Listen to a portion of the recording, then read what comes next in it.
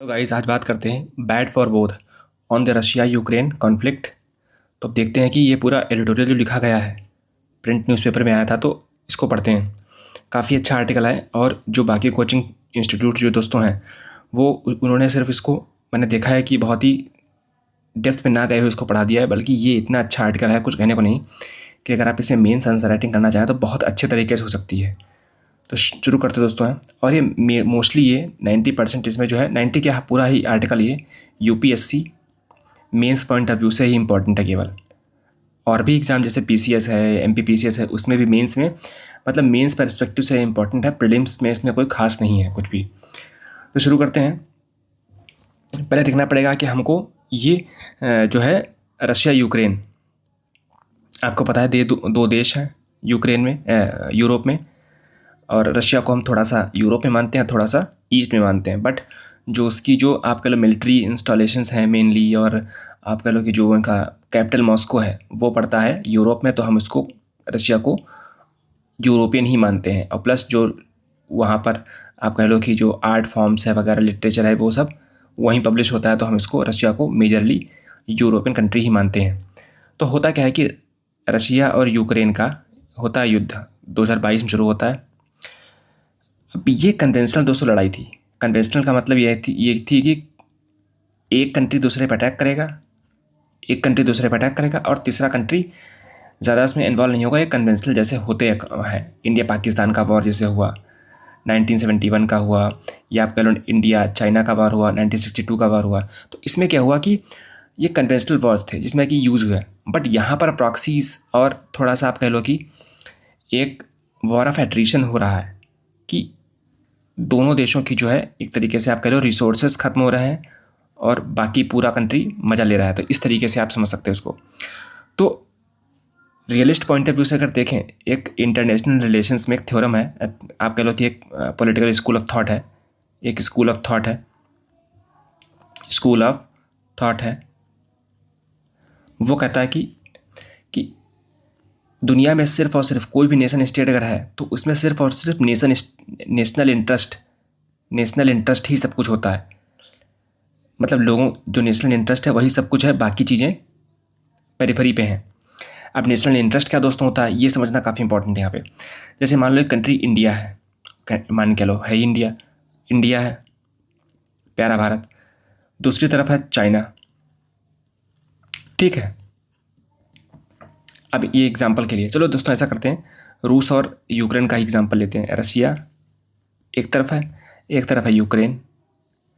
अब पता है आपको रशिया बहुत बड़ा कंट्री है, कोल्ड वॉर में एक तरीके से आप मान लो कि यूएसए के सामने खड़ा था। हालांकि उस समय रशिया यूक्रेन दोनों पार्ट थे यूएसएसआर के। तो ये थ्योरम यहाँ पे ये कहती है एक तरीके से, जो स्कूल ऑफ थॉट ये कहता है कि चूँकि रशिया की आबादी और यूक्रेन की आबादी, दोनों की आबादी और उनमें इनका जो लीडर है उसकी प्रायोरिटीज़ क्या है, कि उनके लोगों के लिए सिक्योरिटी प्रोवाइड करना, सिक्योरिटी प्रोवाइड करना अपने लोगों को, ठीक है। अब लोगों को प्रोवाइड करना है सिक्योरिटी, इसीलिए लोग जो हैं ड्यूटीज़ निभाते हैं। और स्टेट जो है, जो स्टेट का मतलब यहाँ पे कंट्री है वो अपनी राइट निभाता है। जैसे रशिया ने निभाया राइट कि हाँ हम आपको प्रोटेक्ट करेंगे, अगर कोई एक्सटर्नल थ्रेट आता है तो उसको प्रोटेक्ट करेंगे। इसी को जो है आप कह लो कि इंटरनेशनल थॉट में बोलते हैं इसको, कि ये है स्ट्रक्चरल वायलेंस से बचाना। स्ट्रक्चरल वायलेंस जो होता है वो इस एक कंट्री के जब मान लो खिलाफ अगर स्ट्रक्चर पे उसकी जब बात आती है, तब ये लड़ाई का जो है कंट्री लड़ाई करता है किसी दूसरे कंट्री से, ठीक है। तो एक तो ये हो गया। तो अब स्टेट की ड्यूटी ये है कि उनके लोगों को प्रोटेक्ट करे, तो हाँ प्रोटेक्ट करता है। अब प्रोटेक्ट करता है ये तो एक निगेटिव राइट हो गया उन लोगों का कि हाँ स्टेट हमको प्रोटेक्ट करेगा। बट एक पॉजिटिव राइट होता है कि लोगों के अच्छे के लिए सरकार जो है भलाई करे और उनके राइट के लिए लोगों को जो है प्रोत्साहन करे। जैसे कि इस समय आप कह लो कि इसमें मार्था नोसबॉम जैसी स्कॉलर्स हैं, मार्था यहाँ लिखता हूँ मैं, मार्था नोसबॉम, और प्लस अमर्त्य सेन जो कि भारत के हैं। हालांकि अब ब्रिटिश नागरिक हैं, नोबेल प्राइज़ विनर है। तो ये कहते हैं लोगों की कैपेबिलिटी बढ़ाओ। अब कैपेबिलिटी तब बढ़ेंगी जब एक स्टेट अपने लोगों को सपोर्ट करेगा। ओके, तो उनको सपोर्ट करने के लिए कंट्री को ऐसे स्टेप्स लेने पड़ेंगे कि वो तो स्ट्रांग हो और प्लस उसका एनिमी डिक्लाइन पे जाए, है ना, ये होगा। तो अब यहाँ पे रशिया और यूएसए जो है वो आपस में एनिमी रहे हैं हमेशा से। यूएसएसआर एनिमी रहा है, बट यूएसएसआर की जो पावर्स हैं और यूएसए हमेशा से एनिमी रहे हैं। अब यूएसएसआर का जो मेजर हिस्सा जो है 75% हिस्सा वो रशिया है, या 80% मान लो। तो रशिया के पास ही यूएसए मानता है कि रशिया ही यूएसएसआर का मेन जो है आप कह लो कि सक्सेसर है यूक्रेन भी, लेकिन यूक्रेन को मानता नहीं वो, क्योंकि यूक्रेन को तोड़ा है। और फिर यूएसए ने यूएसएसआर से पहले यूएसएसआर इतना बड़ा कंट्री था, फिर उसको ये यूक्रेन को तोड़ लिया, ये बचा इसमें बहुत सारे कंट्रीज सेंट्रल एशियन कंट्रीज़ बने। फिर यहाँ पे एस्तोनिया, लतविया, बहुत सारे कंट्रीज़ बने। यहाँ पर जो कंट्री दोस्तों बना ये है यूक्रेन। यूएसए ने क्या किया, या कह लो कि यूएसए की पॉलिसीज़ जो रही हैं, या कोल्ड वॉर रहा है, उसमें यूएसए से लड़ते लड़ते यूएसएसआर एक्चुअली कमज़ोर हो गया और ग्लासनोस्ट और पेरेस्ट्रॉइका जैसी पॉलिसीज़ उन्होंने इंट्रोड्यूस की, तो काफ़ी इकॉनमी कमज़ोर थी यूएसएसआर की। ये स्टेप्स यूएसएसआर ने लिए थे, ग्लासनोस्ट और पेरेस्ट्रॉइका। ये ओपननेस की पॉलिसी थी, लिबरलाइजेशन, और यहाँ पे था रिफॉर्म, तगड़े रिफॉर्म। बट हुआ क्या कि यूक्रेन को एक तरीके से यूज़ करके, कहते हैं ना कि एक कंट्री के टुकड़े करो, फिर उसी टुकड़े से जो कंट्री बची हुई है उसको उससे लड़वा दो। अब यूक्रेन को, जो कि एक समय पार्ट था यूएसएसआर का, उसी के एक बेटे को, जो कि रशिया है, लड़वा रहा है यूएसए। तो यूएसए ने अपना एक थ्रेट, डायरेक्ट जो थ्रेट था यूएसएसआर से, उसको कम कर दिया, या रशिया से।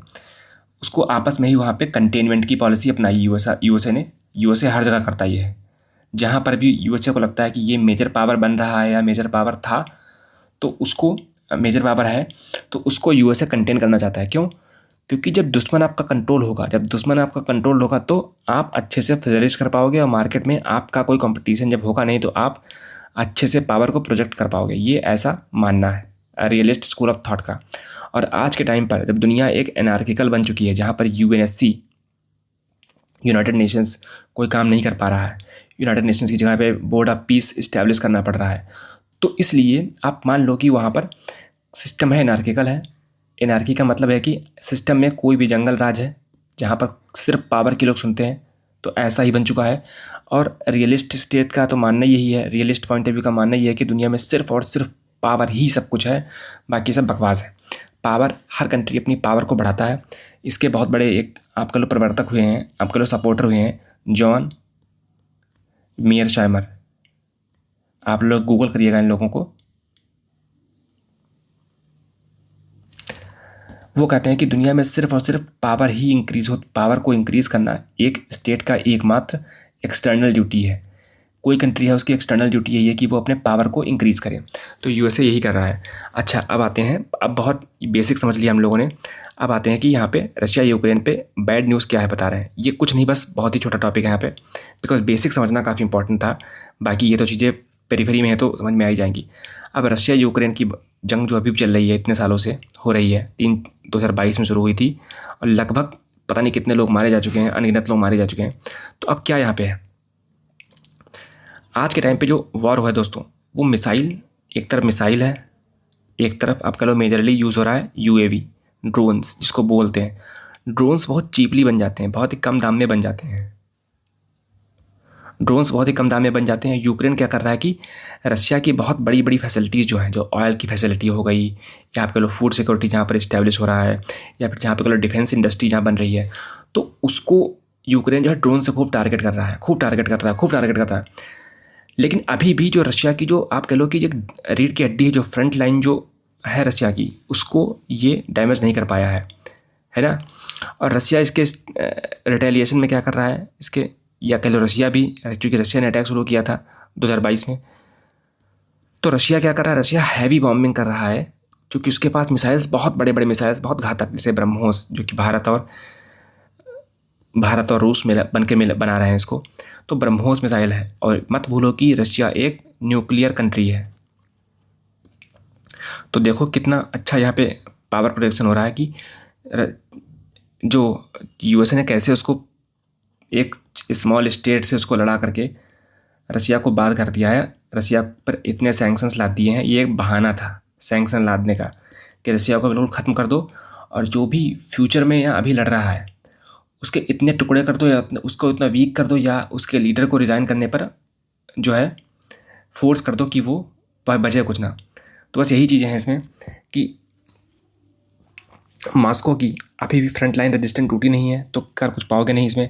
रसिया अभी भी लेकिन रशिया की दोस्तों फेलियर ये रहा है कि रशिया अभी भी इतने छोटे कंट्री को, मतलब यूक्रेन को, जिसके पास सिर्फ वेस्ट का सपोर्ट है, उसको जो है हरा नहीं पाया है। वेस्ट यूक्रेन को वेस्ट से प्लस यूरोप से सपोर्ट मिल रहा है, यूरोप से खूब सपोर्ट उसको मिला, और यूएसए से खूब पैसे मिले, billions and billions of dollars रुपए उसको मिले हैं। तो अब बात यह है कि ये ठीक है। अभी यहाँ पे जैसे हम बात करते हैं कि एक तो सपोर्ट मिला है, दूसरी तरफ यूएसए को बहाना मिल गया कि मैं तो भैया जो है मेरी गैस खरीदो आप। एक तरीके से यूएसए ने कह रखा है यूरोप से कि मेरी गैस खरीदो, मेरा जो है पेट्रोल खरीदो आप, इस तरीके से। और प्लस रसिया को ब्लॉक करो। रसिया को ब्लॉक करने से क्या हुआ, यूरोप के लीडर्स इतने बेवकूफ़ निकले कि उन्होंने अपना एनर्जी हाइड्रोकार्बन जहाँ से वो लेते थे, ठीक है, वो हाइड्रोकार्बन लेते थे, उसको भी उन्होंने एक्चुअल में ब्लॉक कर दिया, और वो महंगी गैस ले रहे हैं। किससे? अगेन अमेरिका से ही ले रहे हो। तो ये कहीं ना कहीं आप सोचो कितनी बड़ी सिचुएशन ऐसी है कि रसिया और यूरोप को पता है कि हम लड़ रहे हैं, और इसमें फ़ायदा यूएसए का ही हो रहा है। यही यूएसए की पॉलिसी है कि दुनिया भर में जहाँ पर भी इंडिया और पाकिस्तान, जब भी यूएसए को दिखेगा, यूएसए दोनों को सपोर्ट करेगा। जब भी लगेगा कि इंडिया जीत रहा है तो वो पाकिस्तान के सपोर्ट में आ जाएगा और कहेगा मैंने वॉर रुकवा दी, इंडिया को प्रेशराइज करेगा। क्यों? वो नहीं चाहता है कि पाकिस्तान ख़त्म हो जाए या पाकिस्तान इतना वीक हो जाए कि हम उसका कुछ कर ना पाएँ। वो नहीं चाहता कि इंडिया आगे आ पाए। चाइना के केस में क्या करता है यूएसए, इंडिया खड़ा कर देता है कि हाँ इंडिया के साथ क्वाड वगैरह, हालांकि क्वाड है, आईमेक कॉरिडोर है, या फिर आप कह लो कि I2U2 है, तो ये कंट्रीज़ हैं। मिडिल ईस्ट में क्या कर रहा है, ईरान वर्सेस सऊदी अरबिया कर रहा है, ईरान वर्सेस इसराइल करवाता है। तो आप एक सोचो कि यूएसए की पॉलिसी रही है, और इस पर भी यूक्रेन इतने दिन टिक पाया है बिकॉज ऑफ यूक्रेन इतने दिन तक टिक पाया है, ये only and only because of USA. तो ये यहाँ पे है, यही बात कही जा रही है कि यूएसए ने सारे प्रयास कर लिए रसिया को कंट्रोल करने के लिए, और लगभग उसकी कंट्री मोस्ट सैंक्शनड कंट्री बना दिया है। मोस्ट सैंक्शनड कंट्री है रसिया, कि इतने सैंक्शन किसी पर नहीं लगे जितने रसिया पे लगे हैं। जितने सैंक्शन रसिया पे, जितने प्रतिबंध लगाए, लगभग पूरा वेस्ट को उसने ब्लॉक कर दिया है। टेक्नोलॉजी पूरी ब्लॉक कर दी है, सब कुछ लगभग ब्लॉक कर दिया है। और दुनिया को प्रेशराइज किया है यूएसए ने, कि जैसे इंडिया को प्रेशराइज किया है कि आप कुछ मत खरीदिए। काटसा एक्ट लगाया। काटसा एक्ट क्या है? Countering American advisories through sanctions act, कि अमेरिका के जितने जो है, ये काटसा रसिया के लिए बनाया गया था मेनली, बाकी कंट्रीज़ के लिए भी, कि अमेरिका के जितने भी एडवाइजरी हैं उनसे कोई भी ट्रेड नहीं करेगा। इस तरीके से सैंक्शंस की बात की गई। ये मतलब प्राइमरी आप कह लो कि ये बिल्कुल पीक पे था एक चीज़। लेकिन इंडिया ने कहा भाड़ में जाए सैंक्शन, हमारी सिक्योरिटी जो है मेन है, और भारत की सिक्योरिटी उससे आती है कि जो हम S-400 ले रहे हैं डिफेंस सिस्टम, और ब्रह्मोस मिसाइल बना रहे हैं, फिर AK-203 जो उसकी हम लोग AK-203 जो हम लोग बंदूक बना रहे हैं, राइफ़ल बना रहे हैं अमेठी में, वो एक चीज़ है। और बहुत सारी ऐसी पनडुब्बियाँ और ये सब हम लोग लीज़ पे लेते रहते हैं। तो रसिया एक रिलायबल डिफेंस पार्टनर है, जिसके स्पेयर पार्ट्स रसिया कभी डिनाई नहीं कर सकता, और सस्ते दाम पे मिलना है, बिकॉज रसिया का कोई बायर मिल नहीं रहा इतना, और मेजर डिफेंस बायर इंडिया ही है। तो वो कहीं ना कहीं रसिया के लिए फ़ायदेमंद है। और जो वेस्ट की जो अप्रोच है कि, और यहाँ पे एक बात और भी है कि जो रूल बेस्ड ऑर्डर, जैसे रसिया ने अटैक किया तो उसको वो मानता था कि रूल बेस्ड ऑर्डर के खिलाफ है, बल्कि ये तो पॉलिसी, हालांकि उसको अटैक रूस ने किया, बट रूस की भी आप देखिए सिस्टमिक फेलियर देखिए कि रूस भी कुछ कर नहीं सकता उसको। अगर यूक्रेन नेटो में आता है तो ये रसिया के लिए डिज़ास्टर होगा, बिकॉज उसके फेस पर ही सारे सैनिक तैनात होंगे, और यूएसए नहीं चाहता है कि यूक्रेन नेटो में आ जाए। बस लड़ाई होती रहे, ये लड़ाई क्यों होती रहे? क्योंकि जो लड़ाई होगी तो पूरा का पूरा यूरोप टर्मोइल में आ जाएगा और रसिया से वो रिश्ते तोड़ देगा। ये क्यों ऐसा हुआ? ये ऐसा इसलिए दोस्तों हुआ है क्योंकि यूएसए की जो कंपनीज़ हैं, इससे दो फायदे यूएसए को हैं। डिफेंस कंपनीज़ और प्लस हाइड्रोकार्बन, जैसे कि गैस है, ऑयल है, इनकी कंपनीज़ ने यूएसए की गवर्नमेंट को प्रेशराइज़ किया कि आप जाइए और इनके बीच में कुछ ना कुछ युद्ध लड़वाइए और यूक्रेन को नेटो में शामिल मत कर लेना। अगर ऐसा कर लोगे तो फिर हमारी मार्केट बंद हो जाएगी। बड़ी मुश्किल से तो युद्ध हो पाया है यहाँ पे। अभी डिफेंस ये क्यों किया जा रहा है? क्योंकि यूएसए कह रहा है कि भैया डिफेंस के मामले में तो रूस, जब यूरोप और रशिया आपस में लड़ेंगे तो इनमें दूरी बढ़ेगी। हाइड्रोकार्बन की बात यहाँ पे आई है तो यूएसए ने कहा मैं सप्लाई करूँगा आपको, रशिया की बजाय मुझसे गैस लीजिए, मुझसे जो है तेल लीजिए, जो भी लेना है आपको। और रशिया पर सैंक्शन लगा दिए बिकॉज रशिया की मार्केट इतनी बड़ी है नहीं, वैसे भी डिपेंडेंट चाइना पे थी जो वो चीज़ ले रहा है। और यूएसए रशिया तो आपस में कंपटीटर हैं, ये भी तेल का व्यापार करता है, ये भी तेल का व्यापार करता है। तो अभी डिफेंस की बात है कि जब यूक्रेन जब लड़ रहा होगा रशिया से, तो यूरोप, पूरा का पूरा यूरोप आप कह लो टर्मोइल में आ जाएगा, दिक्कत में आ जाएगा। तो यूरोप ना डिपेंडेंट हो जाएगा यूएसए पर, और यूरोप की इकॉनमी जो भी कुछ रिश्ते सुधरने थे वो और भी बेकार हो जाएंगे। ऐसा देखा गया है कि पिछले 15 साल के अंदर अंदर जब इनके रिश्ते सुधरे थे कुछ, हालांकि G8 से, जो ग्रुप ऑफ कंट्रीज 8 हैं, उनसे निकाल करके G7 बनाया गया था जब रशिया ने जो है यूक्रेन का एक हिस्सा हथियाया था। बट मेजरली रिश्ते सही थे। यूएसए को चाहिए कि लड़ाई हर जगह जहाँ पे लड़ाई है, क्योंकि यूएसए की जो इंडस्ट्रीज़ बड़ी बड़ी हैं वो काम करती इस पे हैं, तो उनका प्रोडक्ट बिकेगा, डिफेंस का, ड्रोन्स का, चीज़ें होंगी। तो बस ये है सॉल्यूशन दोस्तों। क्या इसका दिया गया है? सॉल्यूशंस इसके कुछ ऐसे हैं कि यूएन तो बिल्कुल फेल है। तो पहला सॉल्यूशन इसका ऐसा बताया जा रहा है कि जिस तरीके से इंडिया और पाकिस्तान के बीच में लाइन ऑफ कंट्रोल है, टेम्पररी तब तक के लिए ऐसा हो जाए कि लाइन ऑफ कंट्रोल स्थापित हो जाए, ठीक है। और ऐसे कोई थर्ड पार्टी ऐसी भी नहीं बने जो इस चीज़ का थोड़ा सा आप कह लो कि कुछ इसका भी सोल्यूशन निकला नहीं, तो सोल्यूशन ज़्यादा दिया नहीं है। मेजरली सोल्यूशन दिया गया यही है इस आर्टिकल में कि LOC टाइप की व्यवस्था बनाई जाए, जिस तरीके से यूएन ने उस समय लाइन ऑफ कंट्रोल बनाई थी इंडिया पाकिस्तान के बीच में, कहाँ, जम्मू कश्मीर में, तो वैसी ही आप यहाँ बना सकते हो।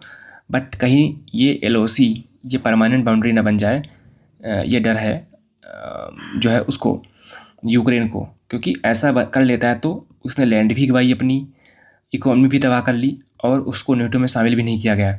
तो ये तो बहुत बेकार बात होगी उसके लिए। यूक्रेन चाहता है, वहाँ के जो लीडर हैं वो चाहते हैं, जेलेंस्की, कि हमको लैंड मिले, और अगर लैंड ना मिले तो हमको नेटो में शामिल करो।